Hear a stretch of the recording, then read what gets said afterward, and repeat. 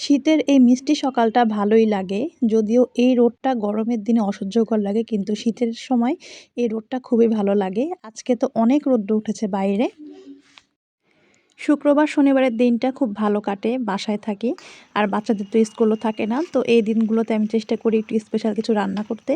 তো এই যে আমি এখন রান্নার কাছে এসে পড়েছি। আজকে বাঁধাকপি ভাজি করব, আর এখানে পোলাও চাল ধুয়ে নিয়েছি, সাথে ছিল চিকেন। তো আমি এখন চিকেনটাকে রান্না করে নিয়েছি। আর আমার ছেলে পোলাও আর চিকেনটা খেতে খুব পছন্দ করে, ওর পছন্দের খাবার।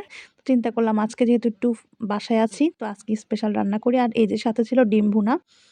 শীতের দিনে আসলে টমেটো, ধনেপাতা, পেঁয়াজ পাতা দিয়ে এই ডিম ভুনাটা করলে আমার কাছে খুব ভাল লাগে খেতে। আর এখানে যে বাঁধাকপি ভাজিটা করেছি, সাথে আমি কিছুটা গাজরও অ্যাড করেছিলাম। আর আমার এই যে পোলাওটা হয়ে গিয়েছে।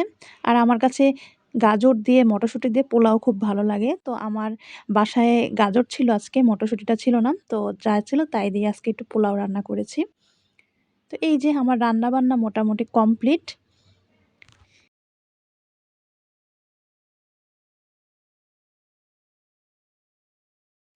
আর আমার ছেলে আয়ান এখানে গেমস খেলছে। সে তো মোবাইল পেলে আর কোনো কিছুর খবর থাকে না। তো রান্নাবান্না শেষ করে এখন মা ছেলে খাওয়া-দাওয়া করে নিব। তো ছোট একটি ব্লগ শেয়ার করলাম। আশা করি আপনাদের ভালো লাগবে। সবাই ভালো থাকবেন। আল্লাহ হাফেজ।